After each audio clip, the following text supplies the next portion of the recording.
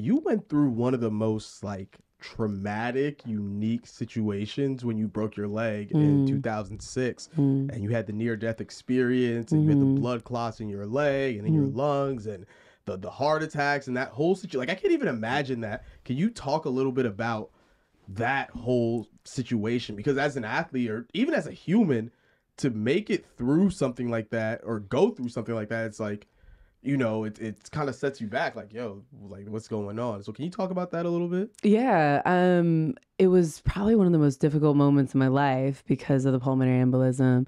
But it was somewhat of a perfect storm after, it was 3 days before, I'll never forget, it was a Wednesday, and we were playing the men's club team. And we would play them consistently before like big time games just to get some like, you know, reps in, against them. And, to really like set the tone for the weekend game that we had to win against a really good team. And I remember just getting into a bad tackle with one of the players, and unfortunately I like felt my leg just like crumble. We just got twisted up, fell, and unfortunately I knew they knew right away. And this was like 3 days before the NCAA like first round game. Crazy. And it was devastating because we were ranked #1 that year. Damn. And we also got like the best stadium or field in the country. Like, it was just like a great year for women's soccer, and men's soccer too. But at that moment I was like, shit, like this sucks. Like, I'm out now of the tournament. And, you know, like I said before, it's such a risk. You never know if that's your last training or game or whatever, because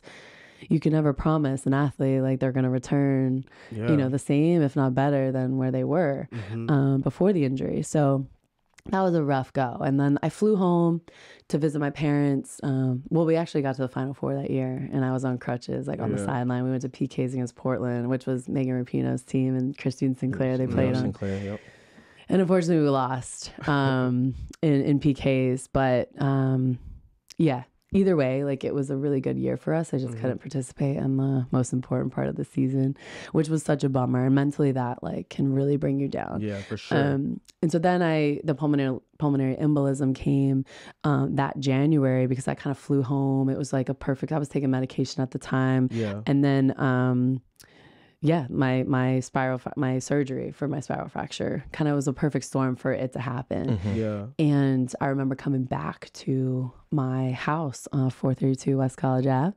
West College Ave. Yeah.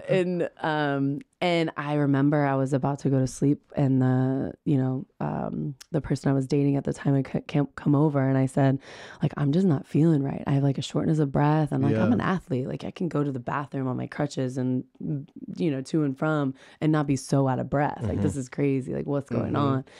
And he was like, let's go to the hospital. Like, we got to go. Like, I got to take you just to make sure things are okay. And at that time he was studying medicine. So I like trusted that he kind of knew something was going on.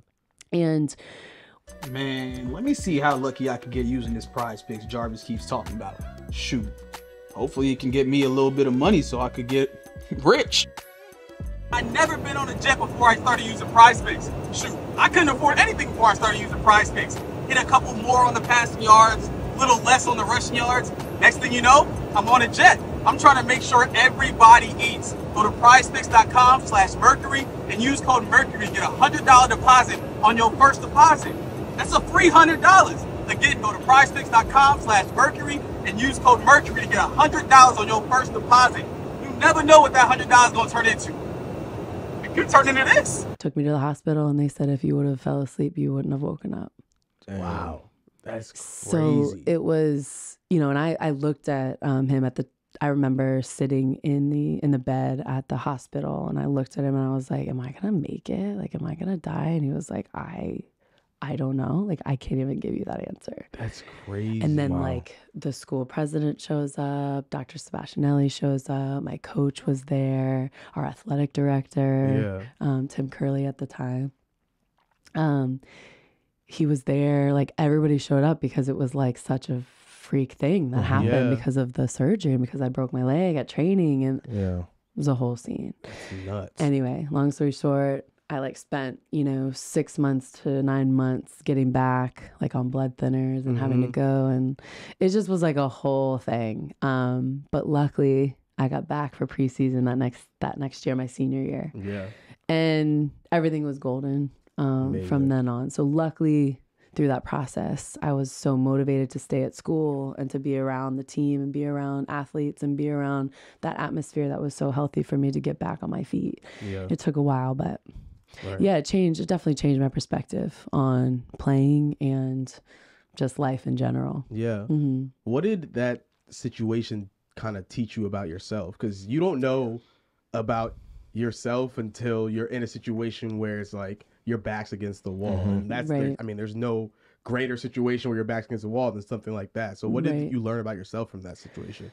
I mean, I just learned to take one day at a time and really, focus on kind of challenging myself on like the little steps and not think too much in the future about things that you can't control. So ultimately just control the controllables.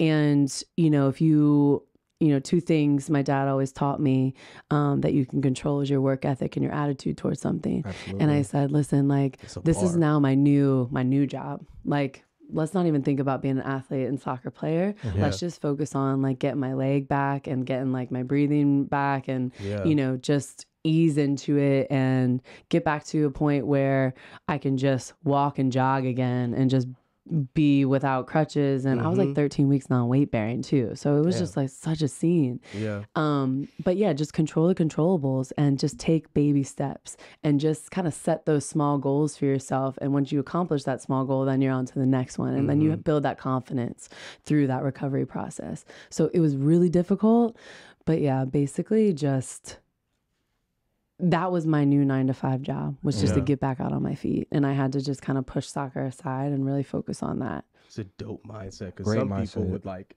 just crumble, you know what I'm saying? Like to completely shift it, like, okay, this is what I got to focus on. Fire. But I knew where I wanted to be, right? Like as an athlete, you're like, I want to be back on that field because that Absolutely. is what makes me happy. And that is what, I enjoy doing and what I love to do. So I'm willing to do anything to do that. Yeah. And I was forced somewhat to just like slow it down and like, kind of go through that process. Right. And mentally, yeah, it's so difficult, but with the proper resources that we had at school, I was really lucky to, have that support, and yeah, it really picked me back up and on my feet. And that's what something I wanted to ask you as well. Going through something so traumatic like that when you're 19. Yeah. 18, 17, turning 18 that summer. Sorry, 18, like going through something like that at such a young age. And you said always, I have that goal in the back of my mind. What were your thoughts and feelings when you first stepped back onto the pitch from bouncing back from that injury? It was such a surreal feeling to put that jersey back on and think of that first day that I was in that hospital, like unsure if I was even going to make it because I had multiple blood clots in my lungs and my legs. I was just like, remembering how difficult it was to even take a breath, that I was then, having to perform and play and, survive 90 plus minutes, out on that field. Yeah, I can't really put it into words. It was just all of that work that I put in felt so rewarding at the time. Had to.